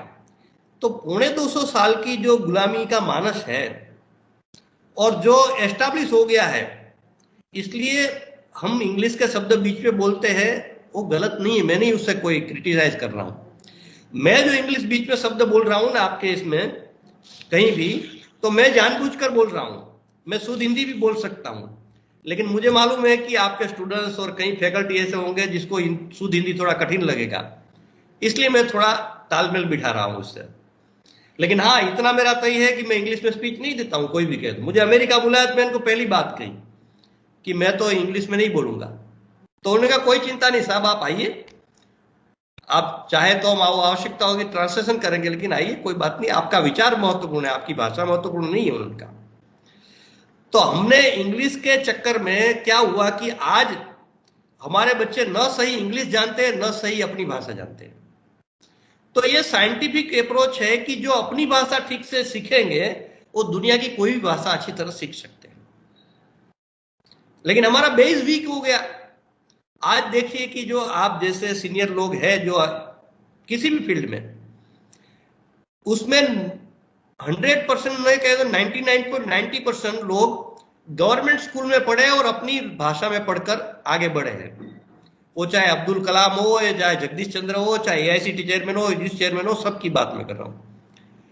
लेकिन उनकी इंग्लिश इतनी अच्छी है कि आज के एमए विथ इंग्लिश पास किया हुआ बच्चा भी इतनी अच्छी इंग्लिश नहीं होती है, क्योंकि वो पहले अपनी भाषा अच्छी तरह से सीखे, तो उनकी इंग्लिश भी बहुत अच्छी है। तो ये जो साइंटिफिक बातें हैं उससे हम हटकर हम दूसरी दिशा में चले गए। कोई भाषा का विरोध नहीं है अपना, बच्चे समझदार हो जाए, 10 भाषा सीखे, लेकिन मीडियम ऑफ इंस्ट्रक्शन ये मदर लैंग्वेज में ही होना चाहिए। ये थ्रू आउट वर्ल्ड कॉन्सेप्ट है। जो सारे जो डेवलप्ड कंट्री है दुनिया के, वर्ल्ड के, सब जगह वही है। तो ये एकदम सिस्टम चेंज नहीं होगा, ग्रेजुअली करना पड़ेगा। जैसे मैंने कहा कि इंजीनियरिंग में जो टर्मिनोलॉजी है उसको आप कोई बात नहीं अभी इंग्लिश उपयोग करिए, लेकिन बाकी तो अपनी भाषा करिए। हम पढ़ाने का कम से कम बाइलिंगुअल शुरू कर दें, तो इनके भी स्टेप बनाने पड़ेंगे। जैसे मेरे एक आईआईटी के प्रोफेसर मित्र ने कहा कि हमने बाइलिंगुअल पढ़ाना शुरू कर दिया। नेक्स्ट ईयर हम उन्होंने कहा कि ये करेंगे कि बच्चों को इंग्लिश हिंदी दोनों विकल्प देंगे आंसर शीट में लिखने के लिए। तब तक सिलेबस तैयार हो जाएंगे 1-1.5-2 साल में, तो फिर हम टोटली में इसको विकल्प दे सकते हैं। तो ऐसे हर बात का एक हम लोगों ने प्लानिंग करना पड़ेगा इम्प्लीमेंटेशन का, कि फर्स्ट स्टेप क्या रहेगा, सेकंड थर्ड क्या रहेगा। तो फिर चले ग्रेजुअली धीरे धीरे जाएंगे। मैं हमेशा कहता हूँ सेकंड फ्लोर पर जाना है तो जंप लगाकर नहीं जा सकते। राइट, बिल्कुल सही बात। एक स्टेप, दो ऐसे चल। तो ये थोड़ा हमने इम्प्लीमेंटेशन का इस प्रकार का प्लानिंग अच्छा से करेंगे तो बहुत ठीक से हो जाएगा धीरे धीरे। मैं चाहूंगा अपने ED sir doctor Ram Kailash Gupta ji, chairman Tecnia group of institutions. Sir if you are available, I think so आप सुन रहे हैं सर को काफी देर से। मैं चाहूंगा सर प्लीज एक बार आप आए और हम जो विचार विमर्श जो कर रहे हैं, सर ने हमें जो अपॉर्चुनिटी दी है विचार विमर्श करने की, उसको थोड़ा आगे बढ़ाएं sir. Thank you doctor Ajay Rathore ji, धन्यवाद बहुत बहुत आपका। आपका अभिनंदन है कोठारी साहब, अतुल कोठारी जी, मैं नमस्कार प्रणाम करता हूं आपको। अभी मैंने जो 2 बातें सुनी हैं, मेरा एक छोटा सा, पहले तो मैं हमारे जितने भी शिक्षाविद हैं उनको धन्यवाद देना चाहूंगा दिल से, अपनी गहराइयों से, कि जो हमारी नई एजुकेशन पॉलिसी आ रही है इसको बहुत ज्यादा थ्योरेटिकल की बजाय प्रैक्टिकल ज्यादा इसमें एक्सपोजर देने की बच्चों को बात की गई है, क्योंकि बहुत जरूरी थी। हमारी मातृभाषा की बात हो, ये भी बहुत जरूरी है। बहुत सारी चीजों का बदलाव समय समय पर जल्दी हो रहा है शिक्षा के क्षेत्र में। और जैसे अभी डॉक्टर आशुतोष वाजपेयी जी ने कहा कि इंग्लिश और हिंदी, क्योंकि हमारी बहुत समय से हमने गुलामी सही है, बहुत सारे हमारे ऊपर छाप लगी हुई है, तो हम प्रयास करेंगे तो सब आस्ता आस्ता सब चीजें ठीक हो जाएंगी। बहुत सारे दुनिया के उदाहरण हमारे सामने हैं। मेरा प्रश्न एक है, प्रश्न नहीं है, बल्कि मैं छोटा सा, मेरे मन की एक इच्छा या बात है। जब बच्चा 10वीं क्लास से 12वीं क्लास तक पढ़ता है, मैं भी बहुत सारी कंट्रीज में बाहर घूमा हूँ, बहुत सारे यूनिवर्सिटीज में, स्कूल्स में मुझे जाने का मौका मिला, तो वहां जनरली क्या करते हैं कि 5वीं क्लास के से लेके 8वीं क्लास 9वीं क्लास तक बच्चे की प्राइमरी शिक्षा को, माध्यमिक शिक्षा को खत्म कर देते हैं, और 10वीं से 12वीं तक बच्चे को एक अपना पाथ डिसाइड करने का, मुझे फ्यूचर में कहाँ जाना है, क्या करना है, और क्या मेरे जीवन का लक्ष्य है, मुझे किस तरफ बढ़ना चाहिए शिक्षा के क्षेत्र में या कार्य के क्षेत्र में, ये डिसाइड करवा देते हैं। बच्चा 12वीं क्लास तक अपने आप को ये डिसाइड कर लेता है कि मुझे अब आगे क्या करना है। हमारे यहाँ थोड़ा सा अभी स्कूल लेवल की शिक्षा में इस बात का मुझे कहीं अभाव लगता है। हालांकि जब ये प्रैक्टिकल शिक्षा की बात आएगी और तो उसमें बच्चों को जब काम करना पड़ेगा, किस बच्चे की कौन से काम में रुचि है, कौन से में नहीं है, क्या वो चाहता, आहिस्ता आहिस्ता उसका माइंड जो है, दिमाग जो है वो खुलेगा, और पेरेंट्स को पता चलेगा कि मेरे बच्चे की कहाँ रुचि है, बच्चे को पता चलेगा, तो ये काम हो जाएगा। लेकिन हमें, हमारे जो पॉलिसी मेकर्स हैं, उनमें हमें ये बात कहीं ना कहीं ध्यान में रखनी चाहिए कि 12वीं तक हम इस बात को डिसाइड कर दें। नहीं तो होता है क्या है, जब 12वीं के बाद ग्रेजुएशन में जब बच्चा आता है, हमारे जो आज जो यूजीसी ने जो हमारे लिए रखा हुआ है, बच्चे को आप एंटरप्रेन्योर बनाइए, बच्चे को आपको रिसर्च करानी है, और बच्चे को आपको हायर एजुकेशन में ले जाकर रिसर्च करानी है, और तीसरा बच्चे को जॉब करनी है, उसको एक प्रोफेशनल मैनेजर बनना है, कॉर्पोरेट का मैनेजर बनना है। तीनों बिल्कुल अलग अलग क्षेत्र हैं। होता यह है कि बच्चा ग्रेजुएशन करने तक भी अपने आप को ये नहीं समझ पाता कि मुझे करना क्या है। जब हम 12वीं में बच्चे को दाखिल करते हैं, 12वीं के बाद ग्रेजुएशन में दाखिला लेते हैं कॉलेज में, हमारी अपनी संस्कृति यूनिवर्सिटी के अंदर भी हमारा अपना संस्कृति विश्वविद्यालय छोटा सा है आपका, और यहाँ टेक्निया ग्रुप ऑफ इंस्टीट्यूशन के नाम से, तो हम बच्चों से उनकी इच्छा पूछते हैं कि आपका क्या फ्यूचर प्लान है, आप क्या चाहते हो, किस क्षेत्र में आगे बढ़ना चाहते हो। लेकिन बच्चा, अच्छा मेरे दोस्त ने ये भरा तो मैंने भी ये भर दिया, या कुछ भी भर देता है, और हमें देखने में ये आ रहा है कि 3 साल तक बच्चा ये डिसाइड नहीं कर पाता कि मुझे किस क्षेत्र में आगे बढ़ना है। क्लैरिटी ऑफ थॉट्स नहीं आ पाती। अगर हमारा 10वीं से 12वीं तक की शिक्षा में बच्चों को ये बात निर्धारित करने का विषय कोई बन जाए कि, हालांकि 10-12वीं में साइंस, कॉमर्स और स्ट्रीम जो बनाई गई वो इसलिए बनाई गई है कि भी अलग अलग क्षेत्र में बच्चे की एक्सपर्टीज आए और उसी में जाके आगे बच्चा काम करे। और अब एक कॉलेज, मान लीजिए मैं आज टेक्निकल कॉलेज की बात करता हूँ, साहेब सिंह वर्मा जी ने जब दिल्ली में इंद्रप्रस्थ विश्वविद्यालय की बात करी थी, तो 6 आदमियों का एक ब्यूरोक्रेट्स की एक कमेटी बनाई थी, और 7वां आदमी मैं, उसमें मुझे उसमें मनोनीत किया गया था एज ए उसमें एक्सटर्नल सोशल उसके तौर पे। हम लोगों ने विश्वविद्यालय बनाने के लिए सुषमा स्वराज जी के पास और मिनिस्ट्री ऑफ एचआरडी के पास पीछे डीडीए ये वो काफी कुछ करके प्रोफेसर के अग्रवाल जी को हम लोग हिसार से लेके आए और वो बहुत भागदौड़ करके दिल्ली के अंदर बहुत बड़े क्षेत्र में बड़ा काम हुआ है ये इंद्रप्रस्थ विश्वविद्यालय का, क्योंकि दिल्ली का बच्चा 1.5-2 लाख बच्चा 3 लाख बच्चा हर वर्ष बाहर जाता था। उनको पहली बात तो ये कि शिक्षा दिल्ली में मिलने लग गई। अभी क्या हमें करना चाहिए कि कॉलेजों को क्लासिफाई करना चाहिए कि कुछ कॉलेजों को रिसर्च ओरिएंटेड बना देना चाहिए ताकि जो बच्चों को अपने भविष्य में रिसर्च के ऊपर जाना है और वो रिसर्च के लिए काम कर रहे हैं, ताकि उनको 3 साल उस प्रकार की ग्रूमिंग की जाए, उनको पेपर राइटिंग, उनको कहीं ना कहीं जर्नल में पेपर लिखना, उनको उनकी उस टाइप की हैबिट्स उनकी डेवलप की जाए। एंटरप्रेन्योर जैसे अभी हमारी दिल्ली में यूनिवर्सिटी बन गई है, अगर किसी बच्चे को अपना किसी स्वयं के रोजगार में जाना है, फैमिली बिजनेस में जाना है, एंटरप्रेन्योर बनना है, तो वो एंटरप्रेन्योर वाले इंस्टीट्यूशन में एडमिशन ले ताकि वहां उसको बहुत कुछ प्रैक्टिकल सिखाया जा सके, जिसके आधार पे वो अपना कोई इंडस्ट्री, अपना कोई काम, अपनी कोई चीज स्थापित कर सके। और जिन बच्चों को मान लीजिए कहीं मल्टीनेशनल कंपनीज में या हिंदुस्तानी हमारी बहुत सारे जो नवरत्न कंपनीज हैं, गवर्नमेंट में है, उसमें जाना, हायर एजुकेशन में जाना है, तो वो उस प्रकार से उस तरीके के कॉलेज में एडमिशन ले। अभी होता ये है कि कॉलेज के जो एआईसीटी के या जो नॉर्म्स हैं, 1300 मीटर में आप कॉलेज खोल सकते हैं, 8 फैकल्टी से 7 फैकल्टी गवर्नमेंट के नॉर्म्स हैं, आप एमबीए का कोर्स शुरू कर सकते हैं।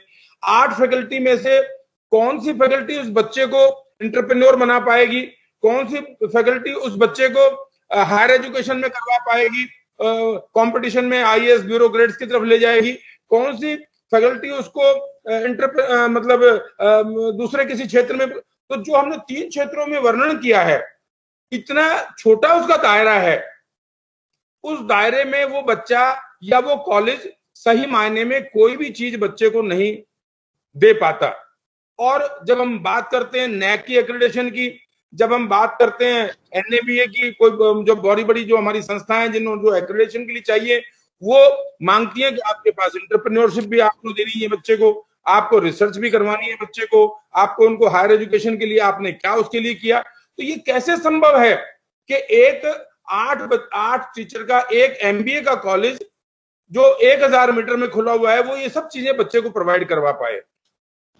बड़ी बड़ी विडंबना है। और उसके लिए फिर लोग बाग झूठे सच्चे कागज तैयार करते हैं, उन पेपर को कंप्लीट करने की कोशिश करते हैं और इस प्रकार की बहुत सारी चीजों का प्रेजेंटेशन करते हैं जो कि प्रैक्टिकली कहीं भी संभव नहीं होता। मेरा आदरणीय आपसे नम्र आपके चरणों में निवेदन कर रहा हूं मैं कि कहीं हम प्रैक्टिकल होकर के उन बच्चों के आगे कैसे बढ़ाएं और कैसे इसको करें, थोड़ा हमारा मार्गदर्शन करें। धन्यवाद। नहीं साहब, आप आने से पहले इसी पर चर्चा हुई थी, रिसर्च विषय पर, इसी पर। तो मैंने सुझाव दिया एक अजय जी को, मैंने कहा हम फर्स्ट ईयर से रिसर्च का ओरिएंटेशन शुरू करें बच्चों का। दूसरा है कि रिसर्च में सिर्फ थियरी के आधार पर रिसर्च डिग्री न दे, प्रैक्टिकल और थियरी दोनों का 50% करें, 50-50, और उसी के आधार पर डिग्री देने की बात करें। और थर्ड बात कही थी मैंने, कहा कि अपनी भाषा में भी रिसर्च करने के लिए बच्चों को परमिशन दी जाए। तो ऐसे स्कूल लेवल की जो आपने बात कही, तो स्कूल लेवल पर इस पॉलिसी में काफी बड़े चेंजेस की बात कही गई है। जो अभी तक 10+2 सिस्टम था, इसके बदले 5+3+3+4 ये सिस्टम लाया जा रहा है। तो 3 से 8 ईयर के बच्चे, यानी उनका 3 वर्ष पूर्व प्राथमिक शिक्षा और 2 वर्ष क्लास 1 और 2 उस एजुकेशन होगा। वो उनको बहुत सिलेबस नहीं रहे, उसमें बुक्स पुस्तकें न रहे, लेकिन उनको खेल खेल में क्रिएटिविटी द्वारा, सृजनात्मक गतिविधियों द्वारा इस प्रकार उनको सिखाने की बात की जाए। तो ये भी इसमें बात की गई है। और फिर स्टैंडर्ड 6 से उसको वोकेशनल एजुकेशन स्टार्ट करने की बात कही गई है। और 9th से 12th में तो vocational education and skill development दोनों की बात कही गई है। और 9th के बाद बच्चों को पूरी ऑटोनॉमी दी है। कॉमर्स, आर्ट्स, साइंस और स्ट्रीम नहीं रहेगा, लेकिन बच्चे को जो विषय सब्जेक्ट सिलेक्ट करने हैं वो कर सकता है। तो उसका कुछ गाइडलाइन तय करनी पड़ेगी हर स्टेट ने अपने अपनी, हर इंस्टीट्यूट संस्थान ने। लेकिन बच्चों को, जो बच्चे साइंस पढ़ रहा है उसको म्यूजिक पढ़ना है तो भी साथ साथ अधिकार रहेगा। तो इस प्रकार का जो बात, फिजिक्स पढ़ रहा है तो फिजिकल एजुकेशन भी पढ़ सकता है। तो ये भी साथ साथ विकल्प है। समग्र विकास की जो बात आपने कही कि बच्चों का समग्र विकास होना चाहिए, और बच्चों की जो रुचि, प्रकृति, मेंटालिटी है, इंटरेस्ट है, उस दिशा में बच्चों को आगे बढ़ाने का अवसर होना चाहिए। तो ये बात भी इसमें साथ साथ कही गई है। सवाल ये है बस कि इस सब का जो मूल आधार है वो है हमारे आचार्य, टीचर्स। तो शिक्षकों की तैयारी कराना इसके लिए, ये सबसे इंपॉर्टेंट बात है। शिक्षक जब तक इसके लिए तैयार नहीं होंगे तब तक ये बातें कोई हम लोग नहीं कर सकते, कोई भी। होलिस्टिक डेवलपमेंट का पूरा सिलेबस हमारे पास है। जो आपने, कैलाश जी ने जो प्रश्न किए, ये सारी बातें हम प्रैक्टिकली कर सकते हैं।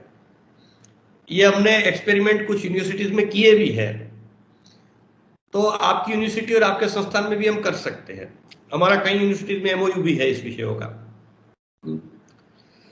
तो बच्चों को प्रैक्टिकली, जैसे मैं एक ही एग्जांपल छोटा दूंगा कि स्वामी विवेकानंद यूनिवर्सिटी सागर में है, मध्य प्रदेश। तो वहां हमारा 4 साल से एमओयू है। तो वहां डिजास्टर मैनेजमेंट का कोर्स है। तो वहां उन्होंने आसपास के कई गांवों में, एरियाज में बोर्ड लगा कर रखा है कि आपके यहाँ कोई भी डिजास्टर की घटना हुई तो यहाँ फोन करिए, आपको तुरंत सहायता मिलेगी। जैसे ही फोन आता है तो एक प्रोफेसर और 7-8 बच्चे गाड़ी लेकर जाते हैं, और जो अपनी क्षमता है वो उतना ठीक करके आते हैं, और न बच्चे से पैसा लेते हैं न कोई से मांगते हैं। अभी ये एक छोटा सा एग्जाम्पल में कितनी बातें हो जाएगी। ये होलिस्टिक अप्रोच है मेरी दृष्टि से, कि वो बच्चे को पूरा प्रैक्टिकल नॉलेज होगा। जब बाहर निकलेंगे तो उनको प्रैक्टिकल नॉलेज की जरूरत नहीं पड़ेगी, ट्रेनिंग की जरूरत नहीं पड़ेगी। नंबर 1 बात, जिनको कहते हैं एक्सपीरियंस बेस्ड नॉलेज होगा इनके पास।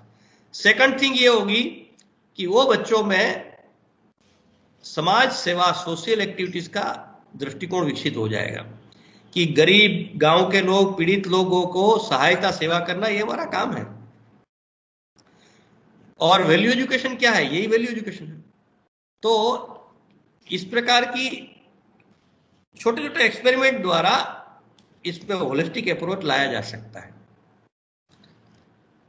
तो बच्चों का जो सब्जेक्ट है उसके अनुसार उसको गांव में, विलेज में, बैकवर्ड एरिया में भेजना, और उस पर वो काम करें, तो उनको प्रैक्टिकल एक्सपीरियंस भी मिलेगा और सोशल वर्क भी होगा, और एक विजन मिल जाएगा उनको। और उस बच्चों को हमने वैल्यू एजुकेशन सिखाने की जरूरत नहीं पड़ेगी, वो नेचुरली उनके लाइफ में इनकलकेट हो जाएगा। तो जैसे सिविल इंजीनियरिंग का बच्चा है, तो सिविल इंजीनियरिंग बच्चे गांव में जाकर वहां की जो ड्रेनेज सिस्टम है नहीं ठीक है, उसको कैसे ठीक किया जा सकता है, वो उनको प्रोजेक्ट वर्क दे दिया। तो गांव में जाएगा, प्रोजेक्ट वर्क भी करेगा, और एक्सपीरियंस बेस्ड नॉलेज उनके पास होगा, वो बेस्ट इंजीनियर बनेगा बाद में। तो इस प्रकार की कई प्रकार की प्लानिंग कर सकते हैं हम बैठकर। इसलिए मैंने कहा कि इसके लिए मेन बात है, डिसीजन तो आपके लेवल पर हो जाएंगे, लेकिन इसको एक्चुअली इंप्लीमेंटेशन करना है वो तो टीचर्स करने वाले। मैं आचार्य शब्द इसलिए उपयोग कर रहा हूं, बार बार समझ में आया, इसलिए कई बार ना आए तो इसे टीचर बोल रहा हूं। तो आचार्य कौन है? तो विनोबा भावे की एक पुस्तक है बहुत सुंदर, उस पुस्तक का नाम है आचार्य कुल, यानी आचार्य का परिवार, फैमिली। उसमें विनोबा जी ने लिखा है कि आचार्य कौन है, तो उन्होंने कहा कि स्वयं के आचरण से सिखाए वो आचार्य है। भाषणों से नहीं, लेक्चर से नहीं, डांट डपट के नहीं, स्वयं के आचरण से, स्वयं का मॉडल सामने रखते हुए जो बच्चों को सिखाए वो आचार्य है।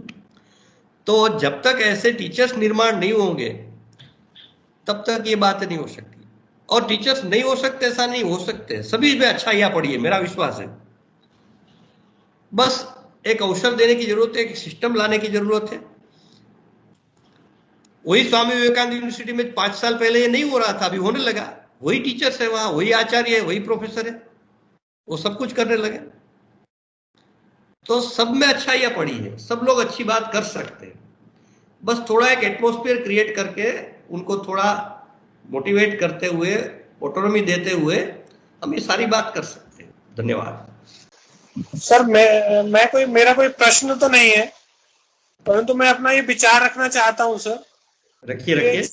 जितनी भी बातें, जितने भी विचार, जितने भी सुझाव AICTE है, UGC देती है, कॉलेजेस को, संस्थाओं को देती है, पर मेरा ये कहना है कि जैसे आपने भी कहा कि भाई ये जो हमारा शोध क्षेत्र है, रिसर्च एरिया है, वो हिंदी भाषा में होना चाहिए।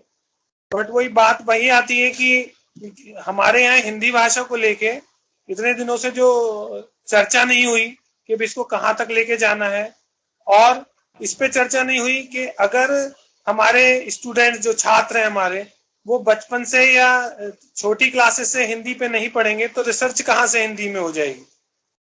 वो जो आपने अभी बीच में कहा, वही मैं अभी सोच रहा था कि सर हिंदी को लेके जो स्थिति है उसको बदलने में, उन परिस्थितियों को लाने में, अच्छी परिस्थितियों को लाने में बहुत एक समय लगेगा। और लेकिन उसके लिए सबसे जरूरी ये है कि वो एक ही डायरेक्शन में, एक ही दिशा में सब लोग सोचें कि हाँ ये करना है, तभी हम कर सकते हैं। क्योंकि आज की स्थिति में अगर कोई हिंदी में कुछ बोलना शुरू करता है तो सामने लोग हंसना शुरू करते हैं। हमारे बच्चों को, इवन सर जो आपने एक बीच में लाइन कही कि बच्चों को ना तो हिंदी आती है ना इंग्लिश आती है, मेरे बेटे के साथ भी यही स्थिति है कि वो ना तो ढंग से हिंदी जानता है, कैसे उसको इम्प्लीमेंट करना है, ना ही वो ढंग से इंग्लिश जानता है, क्योंकि वो हमारी मातृभाषा नहीं रही है। तो सर जो सजेशंस हैं वो हमें नीचे से ही लेके चलने पड़ेंगे, जिससे कि आज से 15-20 साल बाद वो स्थिति आए कि हम खुद कहें कि नहीं, हम तो अपनी रिसर्च हिंदी में करेंगे। मैं सिर्फ अपना ये विचार रख रहा था, बीच में आपने बहुत सी बातें कही, मैं उसी बारे में सोच रहा था। ऐसा है नीरज की, नीरव नाम है सर मेरा, नीरव। एक तो हिंदी की बात मैंने ये हिंदी भाषी प्रदेश के हम लोग इसलिए कही, बात मातृभाषा की है कि अपनी अपनी भाषा में पढ़ाई हो। दूसरा, अभी भी 70% अपनी अपनी भाषा में लोग पढ़ रहे हैं, 70 30% बच्चे 30-35% के बीच में है कि जो इंग्लिश मीडियम है। इसलिए हम लोग सिटी में रहते हैं, इसलिए हमको इंग्लिश सारे चारों ओर दिखाई देता है। वास्तव में देश नहीं है वो, भारत, दिल्ली ये देश नहीं है। हाँ जी सर। तो 70% बच्चे तो अपनी अपनी भाषा में ही पढ़ रहे हैं, और जो अच्छे बच्चे आ रहे हैं ना, वो अपनी भाषा में पढ़ने वाले और विलेज से ही ज्यादा आ रहे हैं। ये भी रिसर्च है। और मैं आपको बताऊं, आज भी IAS IPS जो ज्यादा बन रहे हैं ना, वो बिहार और पूर्वी उत्तर प्रदेश से बन रहे हैं, जो सबसे गरीब प्रदेश माना जाता है, जहाँ इंग्लिश मीडियम लगभग नहीं है। हाँ सर, मैं पूर्वी उत्तर प्रदेश से हूँ। तो ठीक है ना, तो इसलिए मेरा यह कहना है कि कहीं जो भ्रम है ना, उसको भी थोड़ा क्लियर करना पड़ेगा हमको। दूसरा, आपने कहा कि हिंदी बोले तो लोग हंसने लगते हैं। वो कब हंसते हैं कि हमारे मन में अपनी भाषा का स्वाभिमान नहीं होता है। स्वाभिमान नहीं है। मैं जब अमेरिका जाने वाला था तो मुझे जाना ही नहीं था पहली बात तो लेकिन हमारे प्रेसिडेंट ने कहा कि भाई नहीं अतुल जाओ, कुछ सीखने को मिलेगा अमेरिका जाओगे तो मैंने कहा ठीक है चलो, आप कहते जाऊंगा। नहीं, मैंने कहा देश में बहुत काम करना है, वहां जाकर मैं क्या करूंगा।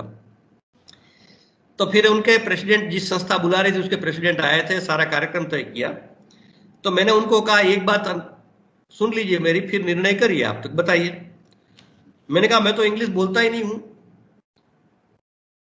तो आपके यहाँ तो भाषा इंग्लिश है आपकी, मैं आकर क्या करूंगा बताइए।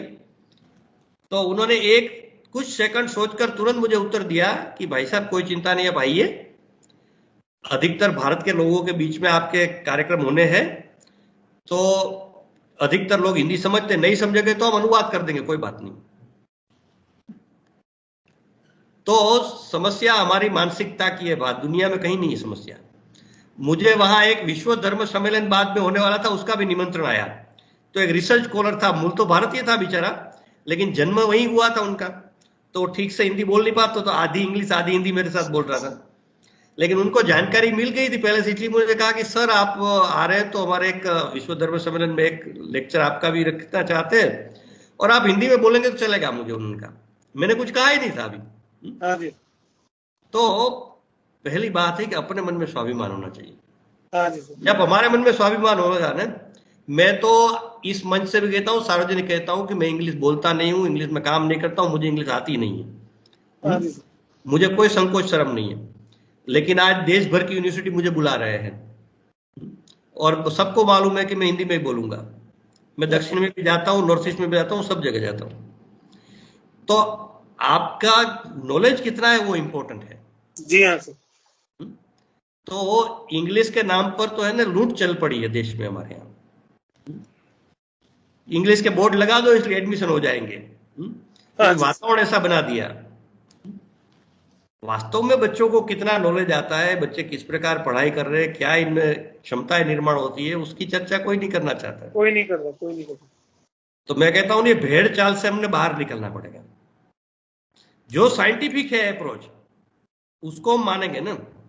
आज हम हर बात में साइंटिफिक अप्रोच की बात और प्रमाण की बात कर रहे हैं, जब भाषा का विषय है तब उसको भूल जाते हैं, नहीं करते। तो इसलिए जब आप जैसे मेरे जैसे सब लोग खड़े हो जाएंगे तो बहुत बदलाव शुरू हो गया है, काफी बदलाव है। मैं 20 साल में देख रहा हूं कि बहुत बड़ा बदलाव है, क्योंकि मैं तो उस प्रवाह में हूं और मैं इस कार्य में लगा हुआ हूं, इसलिए मुझे अनुभव आता है प्रैक्टिकली। तो बदलाव कोई भी है, कोई एक बिल्डिंग तोड़ना है, गिराना है तो 15 दिन महीना दिन में गिर जाएगा, लेकिन बनाने में तो वर्षों लग जाते हैं। जी हाँ सर। तो अंग्रेजों ने हमारी भाषा का बिल्डिंग तोड़ दिया और हमने भी 70 साल यही काम किया। तो ये 250 साल की जो गुलामी है और ये जो भाषा का ये साम्राज्य इंग्लिश का हो गया है, इसको हटाने में और हमारी भाषाओं को फिर से पुनर्स्थापित करने में समय तो लगेगा ही। हाँ जी सर। लेकिन कहीं से शुरुआत तो करनी पड़ेगी, और कोई भी बात की शुरुआत कोई सब लोग एक साथ करते से कभी नहीं होता है। भारत को आजादी देने वाले गांधी एक ही थे, भारत को आजादी देने वाले क्रांतिकारी भगत सिंह, चंद्रशेखर कुछ ही लोग थे। Yes sir. तो शुरुआत तो एक से ही होती है, और जब हम विचार करते हैं शुरुआत मुझे करनी है, मैं कहता हूं कि मुझे शुरुआत करनी है, कोई दुनिया क्या करे मेरी चिंता नहीं है। जी हाँ सर। तो विचार उत्तम होने चाहिए। यस यस सर, AICT ने अभी जो आपकी टेक्निकल की बुक्स है उसको हिंदी में अनुवाद करने के लिए किया है। हमारी एक फैकल्टी है डॉक्टर संदीप, उन्होंने 1-2 किताबों को हिंदी में अनुवाद करके AICT को सबमिट कराया, टेक्निकल बुक्स को, कि हिंदी में कैसे किया जाए। ये शुरुआत हो चुकी है सर। बहुत अच्छा, प्रोफेसर संदीप को अभिनंदन हमारी ओर से बहुत बहुत। नहीं, मुझे चेयरमैन ने कहा NICT हमारे मित्र है अनिल सहस्त्रबुद्धे, हाँ जी, तो उन्होंने कहा कि मैंने कहा आपने तो कि उन्होंने कहा हमने सारे देश के इंस्टीट्यूशन का सहयोग लिया है इसमें। तो ये जो दृष्टिकोण है ना, ये भी हमने लाना पड़ेगा, नहीं तो AICT आदि यही सोचते हैं कि हम करेंगे हमारे स्तर पर, बाकी कोई को हम पूछेंगे नहीं। तो ये दृष्टिकोण ठीक नहीं। इस प्रकार इंस्टीट्यूशन को भी कोलैबोरेट होकर काम करने की सिस्टम एडॉप्ट करनी पड़ेगी हमको। कि मुझे दिल्ली यूनिवर्सिटी में जैसे कहा, दिल्ली यूनिवर्सिटी के सारे कॉलेजेस के प्रिंसिपल का एक इस प्रकार का ऑफलाइन था कार्यक्रम। तो इसमें प्रश्न आया कि भाई इतने मल्टीडिसिप्लिनरी अप्रोच, इतने सब्जेक्ट शुरू करेंगे, टीचर्स कहाँ से आएंगे? अभी भी कमी है टीचर्स की। तो मैंने कहा कि आपने एक नया एक साथ मिलकर काम करें, मतलब 3 कॉलेज में मैनेजमेंट, तो वो बच्चे वहां जाएंगे अथवा ऑनलाइन एजुकेशन होगा उनके लिए। तो ये जो साथ साझा काम करने की प्रवृत्ति, इसको भी विकास करना पड़ेगा। अपने अपने संसाधन बहुत है, मान लो आपके पास बिल्डिंग बड़ा है, किसी के पास प्रोफेसर ज्यादा है, मान लो आपके इकोनॉमिक्स के प्रोफेसर या फिजिक्स के बहुत अच्छे हैं, किसी के पास साइकोलॉजी के बहुत अच्छे हो गए, तो एक दूसरे का सहयोग, इंटरेक्शन से इसको बहुत अच्छा हम कर सकते हैं। तो हमारे रिसोर्स है जो सारे, इसका भी बहुत अच्छा यूटिलाइजेशन, उपयोग हो सकेगा। तो ये भी दृष्टिकोण शुरू हो गया है कई यूनिवर्सिटी आपस में टाइप करके साथ में रिसर्च करने का प्लान किए हैं, ऐसे काम शुरू हो गया है। तो ये शुरुआत हुई है, बदलाव में समय लगेगा, कोई एक दिन में बदलाव नहीं हो सकता है। और इसके लिए हम लोगों ने बहुत मेहनत करनी पड़ेगी। कि मैं इसलिए हमेशा कहता हूं कि हम लोग पिछले जब से पॉलिसी डिक्लेयर हुई तब से हमने मेन हमारा सेंट्रल एजेंडा इसी को बनाया है कि इसको इम्प्लीमेंटेशन करना है। इसके लिए जो कुछ शक्ति लगानी लगाओ। तो ये हर स्तर पर इस बात को अगर विचार करेंगे इस प्रकार, तो मुझे लगता है कि इम्प्लीमेंटेशन करने के लिए कोई नहीं रोक सकता है हमको। सर, जो पॉलिसी डॉक्यूमेंट आपने जो बनाया है, इस पे जो हमें पॉलिसी मिली है गवर्नमेंट ऑफ इंडिया से, वो सब लोगों ने एक्सेप्ट किया है उसको दिलों से, और उसको इम्प्लीमेंटेशन में सब लोग लग रहे हैं, समझ रहे हैं। और उसको जैसे आपने अभी कुछ बातें समझाई हैं, और भी कुछ फैकल्टी कुछ पूछना चाह सकती है तो प्लीज पूछ लीजिए। कहीं भी आपको कोई चीज समझ में नहीं आ रही है, फिर हम इसका समावेश करेंगे कार्यक्रम का। सर, डॉक्टर रजनीश पांडे कुछ पूछ रहे हैं। सर बोलिए प्लीज। हेलो सर, नमस्कार। नमस्कार सर। नमस्कार रजनीश। नमस्कार सर। सर मेरा सवाल सर ये है, मैं आपके पूरे व्याख्यान को सुन रहा था। मेरा कुछ तकनीकी सवाल है सर। तकनीकी सवाल मेरा ये है आपसे कि नई शिक्षा नीति आने के बाद क्या राज्य के स्तर पर भी इस तरह की शिक्षा नीति बनाई जा सकती है, या फिर राज्यों का ये कंपल्सन है, मतलब राज्यों का ये दायित्व है कि जो केंद्र द्वारा जो प्रदत्त है नई शिक्षा नीति, उसको वो हर तरीके से हर मायने में उसको माने, उसको फॉलो करें, या फिर यहाँ कोई कॉन्फ्लिक्ट होने की संभावना है भविष्य में? मतलब यहाँ कोई ऐसी बात तो नहीं है कि राज्य जो है वो अलग ढंग से इस पर सोच रहा है और राज्य कल को बोले कि नहीं, इस शिक्षा नीति में हम कुछ और चीजें लाना चाहते हैं, कुछ और चीजें ऐड करना चाहते हैं। तो ये जो स्टेट वर्सेज सेंटर का जो पूरा ओवरऑल मैं जानना चाहता हूँ, जो डायनामिज्म है, जो इसके बीच में जो शक्ति संबंध है, इस पर सब थोड़ा सा आप बात कर दें, ताकि हम समझ पाए कि शिक्षा नीति किस तरह से जमीनी स्तर तक जाएगी, मतलब केंद्र से निकलकर राज्यों तक से होते हुए, और जो छोटे छोटे कॉलेज होते हैं, छोटे छोटे तहसील तक भी जो कॉलेज फैले हैं, वहां तक कैसे जाएगी। ऐसा है कि ये इम्प्लीमेंटेशन करना तो सभी राज्य के लिए अनिवार्य है। ये नेशनल एजुकेशन पॉलिसी है, इसलिए वो सबके लिए कंपलसरी अनिवार्य है। और इसमें इतना ही है कि कई बातों में उसको विकल्प दिए हैं और कई बारों में टाइम पीरियड दिया है, तो इसका अपने अपने स्टेट के अनुसार वो कर सकते हैं। जैसे जो ये एफिलेटेड कॉलेज यूनिवर्सिटी का सिस्टम है, कॉलेज के एफिलेटेड कॉलेज का, तो ये 15 इयर्स का टाइम दिया है, मैंने जैसे कहा इसको इम्प्लीमेंटेशन के, तो वो आगे पीछे कर सकते हैं। तो ये तो कर सकते हैं, लेकिन ये सिस्टम को इम्प्लीमेंट करना ये तो कंपलसरी है, क्योंकि आखिरी में कोई भी स्टेट का इंजीनियरिंग कॉलेज होगा तो उनको AICTE के रूल्स के अनुसार ही चलना है। सामान्य कॉलेजेस होंगे, यूनिवर्सिटीज होंगे, उनको UGC के नॉर्म्स के अनुसार ही चलना है। तो वो नहीं मानेंगे तो वो सिस्टम से बाहर निकल जाएंगे और वो पिछड़ जाएंगे एकदम, वो राज्य, वो यूनिवर्सिटी। तो इसलिए कोई राज्य सरकारी मूर्खामी नहीं कर सकता है। हाँ, टाइम पीरियड का अलग हो सकता है इम्प्लीमेंटेशन के लिए, ये स्टेट वाइज अलग हो सकता है, लेकिन इम्प्लीमेंटेशन तो सबको करना ही है, क्योंकि जो स्कूल लेवल पर चेंजेस है वो NCERT और CBSE के लेवल पर होगा, वो ही सबको करना पड़ेगा, नहीं तो वो ट्रैक से बाहर चले जाएंगे। अच्छा, यही सर मैं थोड़ा समझ नहीं पा रहा था, तकनीकी तौर पे मैं यही चीज नहीं समझ पा रहा था सर। अभी आपने इसमें क्लैरिटी ला दी, मतलब साफ साफ बता दिया आपने। समावेश करिए। जी सर, धन्यवाद सर, धन्यवाद। चलिए रितिका, धन्यवाद आपका भी, आप समापन करिए, बहुत अच्छी चर्चा हुई। धन्यवाद सर। शिक्षा के क्षेत्र में इस नई नीति के तहत